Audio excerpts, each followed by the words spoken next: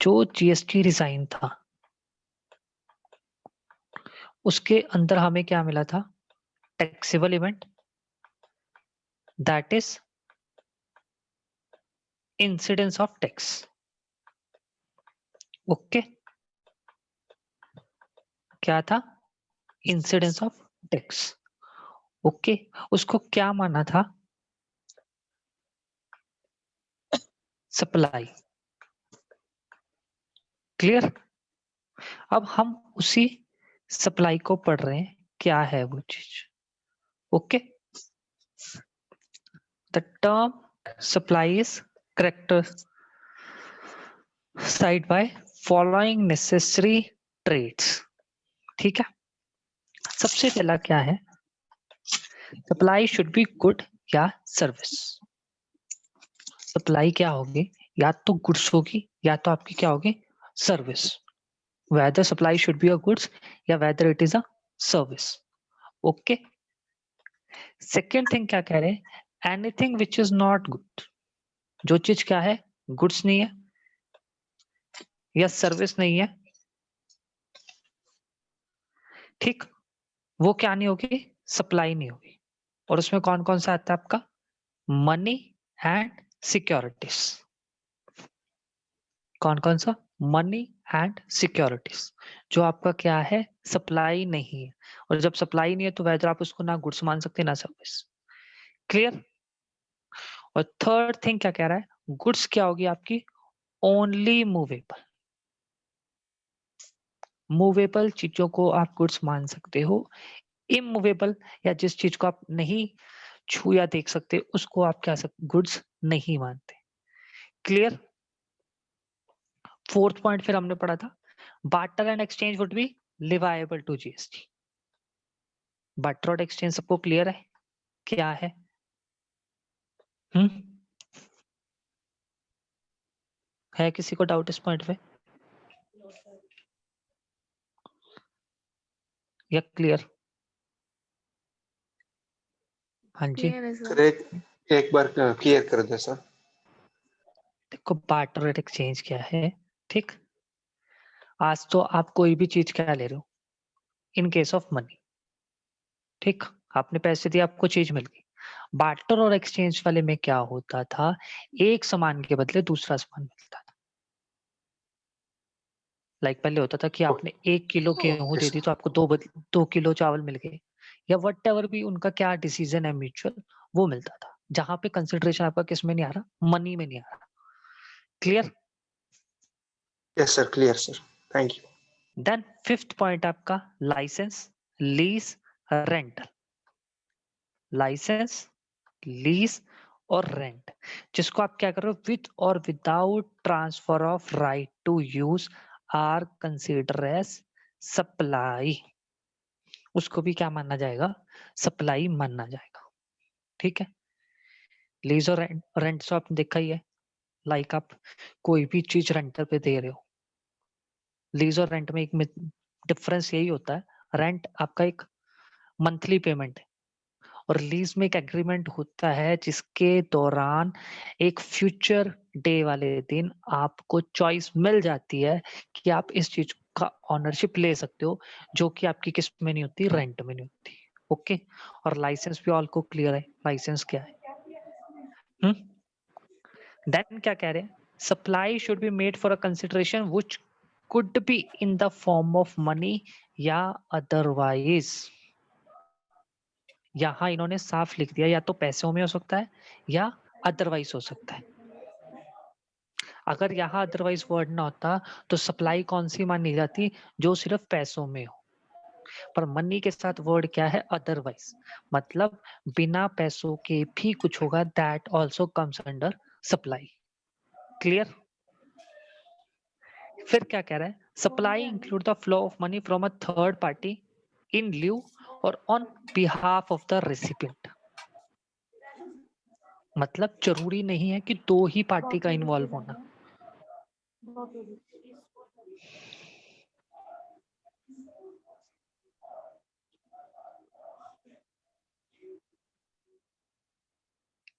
ठीक, कि मतलब ए एंड बी, इन दोनों का ही जरूरी नहीं है कि सप्लाई करे, ये सप्लायर हो और आपका ये रेसिपेंट हो, थर्ड पार्टी भी हो सकती है जो वेदर इसके बिहाफ पे एक्ट करे या इसके बिहाफ पे एक्ट करे। Clear my point? Yes sir, clear है सर। फिर क्या कह रहा है, deposit is not consideration unless specifically applied by the supplier. मतलब ए है, ठीक है, और बी है, ठीक। ए ने इसको गुड सेल का एग्रीमेंट दिया 10,000 रुपीज का, ठीक है।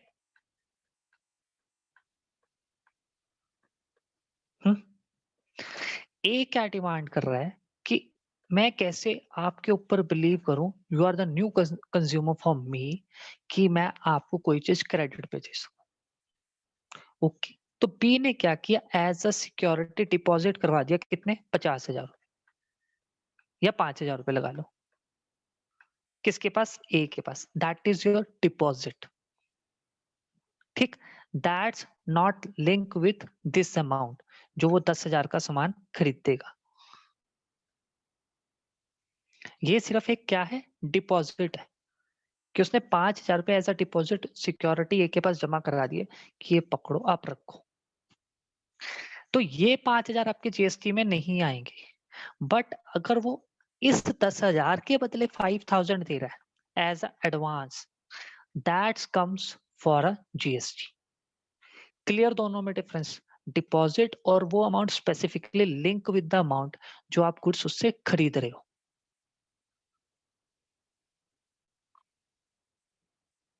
Yes sir.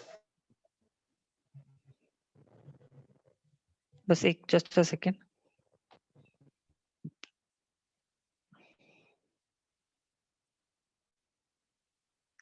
Then supply should be made in the course of or furtherance of business। मतलब क्या कह रहे हैं कि सप्लाई क्या होनी चाहिए, या तो उस बंदे का काम है या वो उस काम को बढ़ाना चाह रहा है। लाइक ए है, ठीक है, इसका काम है, ठीक है, क्लासेस को सेल आउट करना, ठीक। तो ये क्या करेगा, कोई भी क्लास देगा, उसका क्या है, बिजनेस, या वो उसके साथ क्या कर दे, गाइडेंस देना शुरू कर दे या टेस्ट सीरीज दे दे, दैट इज क्या चीज है, in addition, that means furtherance of business. तो ये वाली दोनों चीज तो आपके बिजनेस में आ गई, बट मेरे में से और आप में से कोई सिर्फ एक कंसेप्ट को समझाना शुरू कर दे, that is not a supply, because आप ये अपने बिजनेस के दौरान नहीं कर रहे, ये आपका काम नहीं, वो आप सिर्फ हेल्प आउट कर रहे हो या किसी को समझा रहे। क्लियर? Yes sir.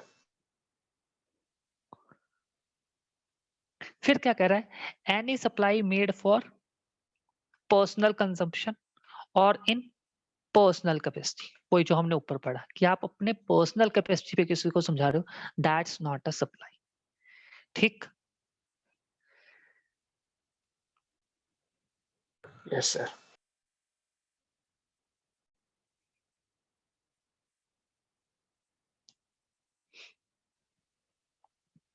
देन क्या है, supply should be made by a taxable person. That means जो सप्लाई कर रहा है वो पर्सन क्या होना चाहिए, टैक्सेबल पर्सन होना चाहिए। तो आपका इस वाले पॉइंट से लेके यहां तक के पॉइंट एक के साथ लिंक करते रहेंगे। सबसे पहला क्या कर रहा है, उसका काम होना चाहिए, दैट मीन्स पर्सनल कैपेसिटी को नहीं मानना जाएगा। थर्ड किसके द्वारा होनी चाहिए, टैक्सेबल पर्सन, ठीक। फोर्थ कह रहा है कि supply between non taxable party is not leviable to GST. Like मैं सप्लाई दे रहा हूँ, आप रिसीव कर रहे हो, हम दोनों को क्या है, ना मैं टैक्सेबल पर्सन हूँ ना आप हो, तो that is come out of GST purview. Okay, then क्या कर रहा है, supply should be made to non taxable person. Supply एक नॉन टैक्सेबल पर्सन को तो हो सकती है, लाइक आप इतनी सारी एकेडमीज के नाम सुनते हो, ठीक, they are already registered under that. If आप उनसे कोई क्लास बाय करते हो तो उस क्लास के प्राइस में आपका जीएसटी इंक्लूड होगा, but you are a non taxable person, तो आप जो रिसीव कर रहे हो वो हो सकता है, बट जो सेल आउट कर रहा है वो टैक्सेबल होना जरूरी है। ठीक, इस पॉइंट में और इस पॉइंट का डिफरेंस क्लियर हुआ? Yes, sir. और then last point is taxable person कौन होगा? जो या तो रजिस्टर्ड है या लाइबल टू रजिस्टर्ड, मीन्स या तो मैं आज रजिस्टर्ड हूं या I am liable for registered, then I am कौन? और टैक्सेबल पर्सन। ठीक, कंसेप्ट ऑफ सप्लाई। किसी को डाउट है तो पूछ लो 1 मिनट में।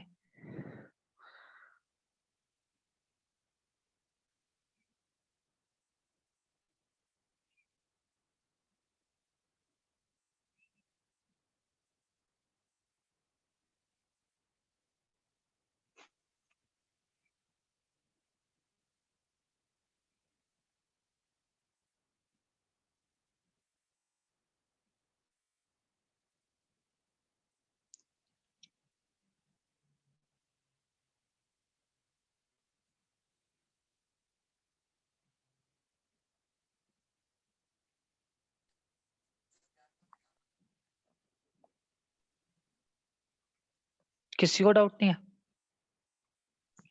No, sir. ओके,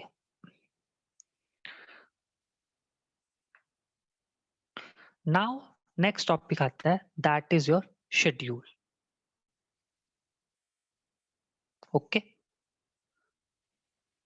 क्या टॉपिक है? शेड्यूल। आपके 3 शेड्यूल है, ठीक है? First, second and third. ठीक, जो कि पूरा जीएसटी डिफाइन कर लिया आपका। ठीक, कैसे? शेड्यूल 1 क्या बता रहा है आपका कि विदाउट कंसिडरेशन भी मेरी क्या होगी? सप्लाई मानी जाएगी।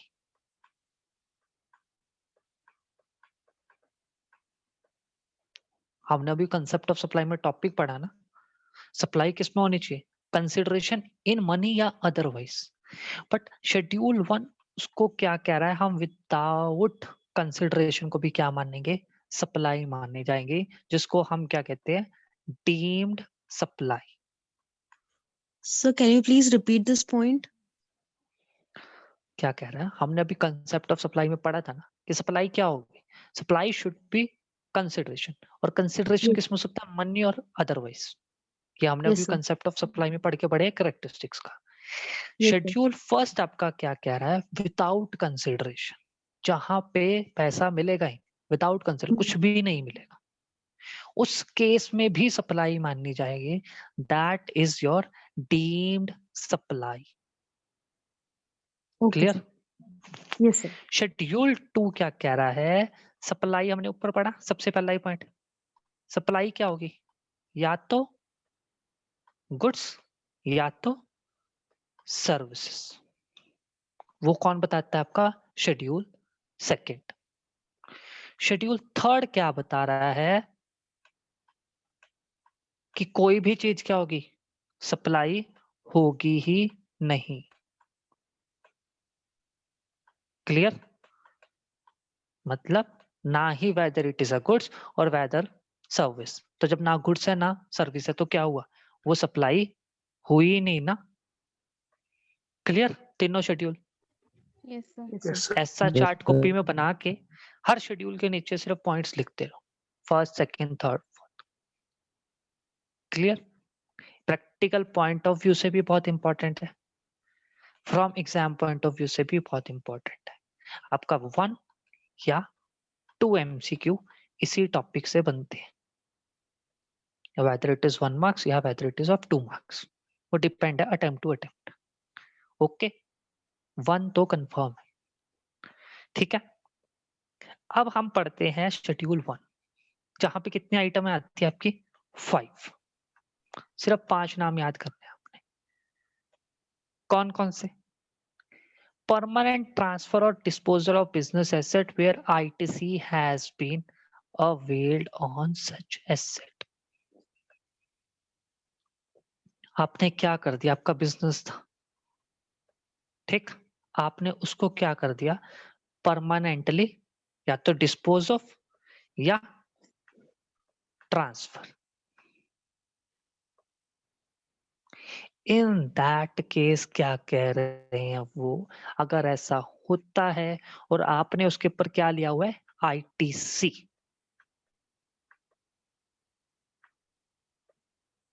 इन दैट केस अगर आप किसी को ये बिजनेस दे देते हो विदाउट एनी कंसिडरेशन, तब वो क्या मानी जाएगी? Deemed supply. क्लियर हुआ?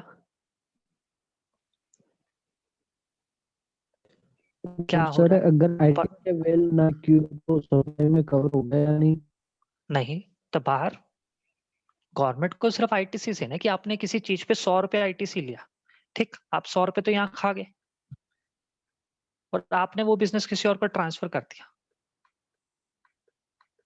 ठीक, गवर्नमेंट कह रही मेरी 100 रुपए तो गए ना, क्योंकि आप ऑलरेडी इसका बेनिफिट ले चुके हो, ठीक ना। इफ आईटीसी है ही नहीं तो दैट मींस वो बाहर, तब इस डेफिनेशन से ही बाहर आएगा ही तब अगर आप परमानेंट ट्रांसफर कर रहे हो और सेकंड उसके ऊपर आपने आईटीसी अवेल किया हुआ है, ठीक है। सेकंड क्या कह रहा है? सप्लाई ऑफ गुड और सर्विस किसके बिटवीन हो रही है? रिलेटेड पर्सन या बिटवीन डिस्टिंक्ट पर्सन। 2 पर्सन है अलग अलग, एक का कौन? आपका रिलेटेड पर्सन और एक है कौन? डिस्टिंक्ट पर्सन, ठीक है। और होएगी किसमें? कोर्स ऑफ बिजनेस या फर्दरेंस ऑफ बिजनेस। ये चीज याद रखना, कोई भी चीज in during the course of business या फर्दरेंस ऑफ बिजनेस वो ही कवर होगी। नॉर्मल भाईचारे में सप्लाई हो रही है, दैट इज नॉट कि एक भाई दूसरे भाई की मदद कर रहा है, दैट ऑल्सो कंसिडर नो। किसमें होगी? या तो उसका काम है या क्या कर रहा है? अपने काम को बढ़ा रहा है। क्लियर? अब यहाँ पे कह रहे हैं रिलेटिव पर्सन और डिस्टिंक्ट पर्सन, ठीक है। ये हुए कौन से आपके related and distinct person?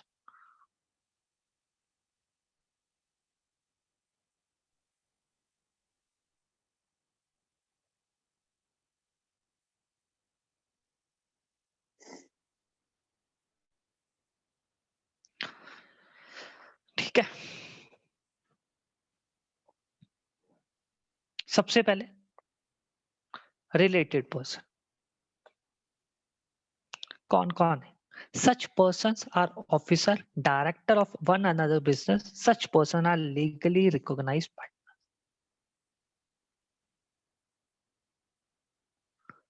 Director या ऑफिसर है एक दूसरे के बिजनेस पे, that is your related person.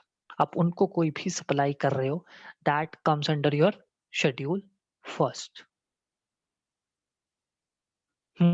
उनको अगर आप बिना किसी कंसिडरेशन के भी सप्लाई दे रहे हैं, ठीक। सच पर्सन कौन सकते हैं? Employer and employee. A third person जो क्या कर रहा है? 25% उसका क्या है? स्टॉक राइट है आपकी बिजनेस में। कितना? 25%, या तो डायरेक्टली या इनडायरेक्टली, ठीक। फिर क्या है? वन ऑफ देम क्या कर रहा है? कंट्रोल कर रहा है दूसरे को, या तो डायरेक्ट वे में या indirect way. Then third person क्या कर रहा है? कंट्रोल कर रहा है दोनों को, या तो ए को या बी को, डायरेक्ट वे में या इनडायरेक्ट वे। फिर सच पर्सन क्या कर रहा है? कंट्रोल्ड और थर्ड पर्सन, 2 पर्सन मिलकर थर्ड पर्सन को क्या कर रहा है? कंट्रोल कर रहा है। और such person are member of the same family, और last, one of them is the sole agent, sole distributor या sole concessioner of the other. ये सारे आपके किस में आएंगे? मीनिंग ऑफ रिलेटेड पर्संस में, जिसके अंदर अगर आप सप्लाई करते हो देन वो किस में आएगी? आपकी शेड्यूल फर्स्ट में। ओके। और डिस्टिंक्ट पर्सन क्या हुआ? मतलब अलग। इसमें कौन कौन से एग्जाम्पल दिए इन्होंने? Section 25(4) of the CGST act, person who has obtain या required to obtain more than one registration, एक स्टेट में या यूटी में। लाइक आप में से एक पर्सन है, ठीक, उसने एक CS का ऑफिस खोला दिल्ली में, ठीक। अगर वो एक और ऑफिस नए नंबर से दिल्ली में ही खोलता है तो both can't be treat as a same person. है आपके ही नाम दोनों बिजनेस, बट बोथ को आप सेम ट्रीट नहीं करोगे, उसको क्या माना जाएगा? Distinct person. तो आपकी ए फर्म ए मानी जाएगी और दूसरी को बी माना जाएगा।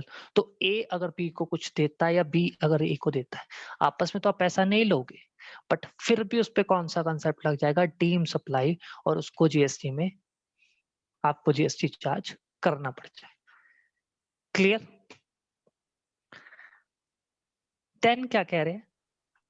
Where a person who has obtained or required to obtain registration in a state or UT in respect of establishment has an establishment in other state. 25(4) में तो क्या था? आपकी एक ही स्टेट में थी, बट आप क्या चाह रहे हो कि मैं अपना एक्सपेंशन करूं, मैं एक स्टेट से दूसरे स्टेट में जा रहा हूं, तो लाइक एक दिल्ली में और एक मुंबई में। तो इन दैट केस भी ऑल्सो क्या माने जाओगे आप? अलग अलग, दिल्ली वाला अलग, मुंबई वाला अलग, इफ वहां जाके आप नया ऑफिस और नया रजिस्ट्रेशन लेते हो। क्लियर? Yes, sir. और third point is principal and agent. Principal and agent को भी क्या माना गया है? Distinct person. कि अगर agent on behalf of principal कुछ भी करता है, that is your different thing. But ये हमारा भी थर्ड पॉइंट में, डिस्टिंक्ट पर्सन का आपका यहीं तक क्लियर है, ठीक है।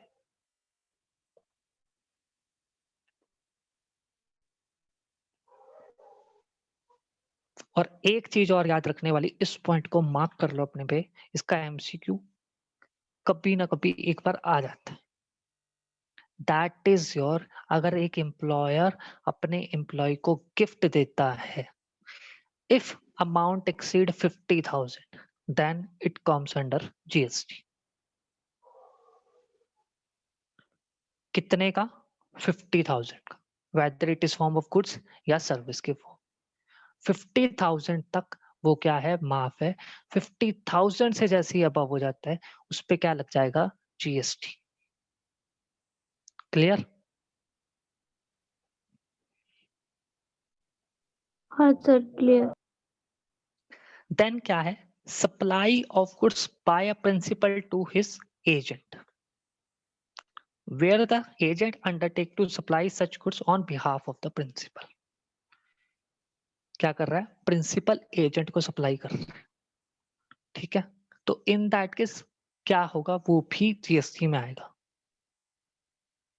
ठीक। Whether agent is receive, agent तो कुछ मिलता नहीं ना, वो तो एक्ट करता है ऑन बिहाफ ऑफ प्रिंसिपल।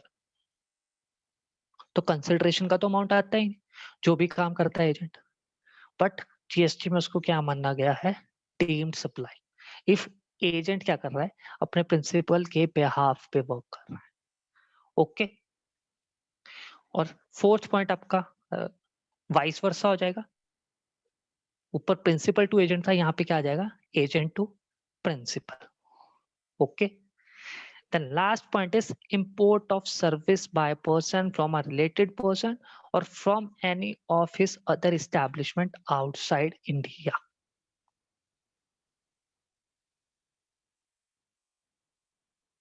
क्या कर रहे हो आप? सर्विस को सिर्फ इंपोर्ट कर रहे हो। किससे? या तो रिलेटेड पर्सन, जो हमने रिलेटेड पर्सन की डेफिनेशन पढ़ी उससे, या आपकी कोई और क्या है? एस्टैब्लिशमेंट आउटसाइड इंडिया है उससे। That also comes under your schedule 1। कि आप वहां पे कंसिडरेशन तो नहीं दोगे, फिर भी वो क्या मानी जाएगी? Deem supply. ओके, फिर वही इन्होंने इस चीज को नीचे एक्सप्लेन किया। वही थर्ड पॉइंट जो हमने ऊपर पढ़े कि डिस्पोजल और ट्रांसफर होना चाहिए, परमानेंट होना चाहिए और ITC must have been availed. ठीक है, अगर ये नहीं कंडीशन होगी तो शेड्यूल फर्स्ट में नहीं आएगा। Okay,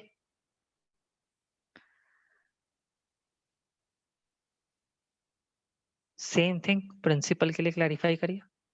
okay, then example first sir और एग्जाम्पल सेकेंड। हाँ जी बोलिए। ओ सर और example third is for your homework. Okay, अब शेड्यूल फर्स्ट में है किसी को दिक्कत? No, sir. ओके, तो let we start schedule second. ठीक है, शेड्यूल सेकेंड में क्या है, क्या पढ़ा था हमने? या तो क्या होगी चीज, गुड्स, या क्या होगी सप्लाई सर्विस। ठीक, गुड्स Yes. में है आपके 5 पॉइंट्स। ठीक, सर्विस के भी 8 to 9 है शायद। ठीक है, सप्लाई ऑफ गुड्स में सबसे पहला क्या है, transfer of title in goods.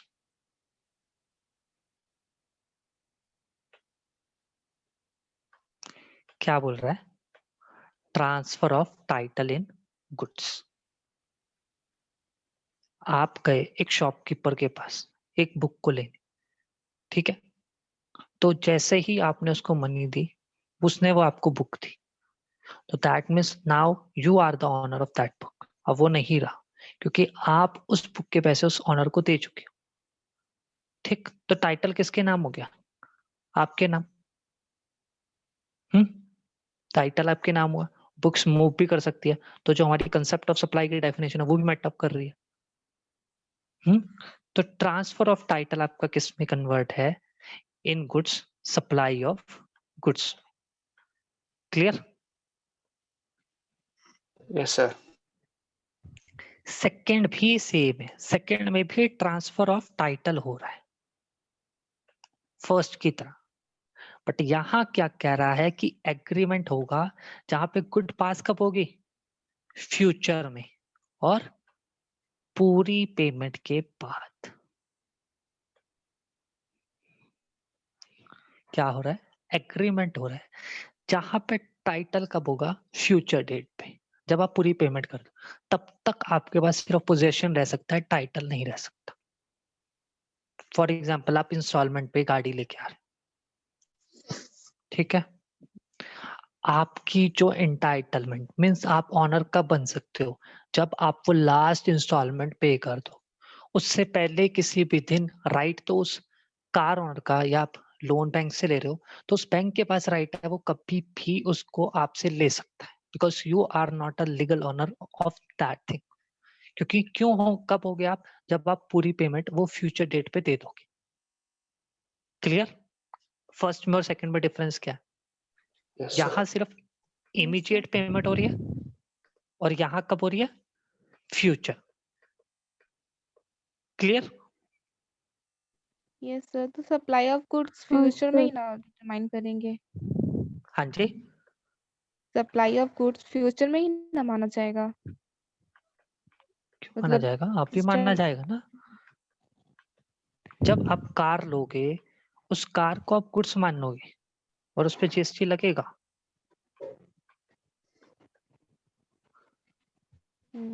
आप उसको सर्विस नहीं कह सकते या आउट ऑफ जीएसटी नहीं कह सकते। ठीक है, थर्ड क्या है सप्लाई ऑफ गुड्स में, परमानेंट ट्रांसफर और disposal of goods forming part of business asset by or under direction of the person carrying on the business whether or not for consideration.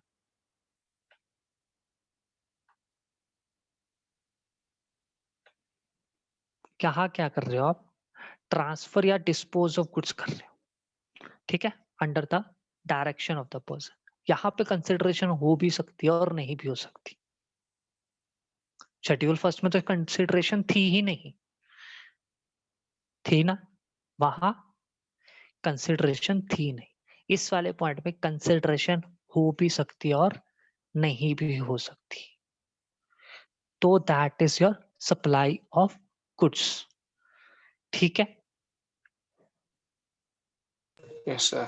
But इसका एक exception इसकी है, that is your business is transferred as going concern। जैसा business था same as it is आपने running business किसी को transfer कर दिया, दैट इज योर एक्सेप्शन। और सेकेंड एक्सेप्शन क्या है, बिजनेस कौन कर रहा है, carried by personal representative who is deemed to be a taxable person. किसी रिप्रेजेंटेटिव को दिया आपने जिसको आप क्या मानोगे, deemed to be a taxable person. अभी नहीं है, वो क्या माना जाएगा, डीम्ड माना जाएगा। ओके, यही चीज इन्होंने क्या बोली है, any goods forming part of a business will be deemed to be transferred in furtherance of business before any person ceases to be a taxable person. कोई एक पर्सन टैक्सेबल पर्सन सीज होने से पहले ही वो एसेट आपने क्या कर दी, transfer. ठीक है, और उसके एक्सेप्शन दो है, अगर गोइंग कंसर्न या आप वो कौन है, पर्सनल रिप्रेजेंटेटिव चला, इन दैट केस नहीं होगा। Okay, that is out of purview of GST. ठीक, Yes, sir. यहाँ तक डाउट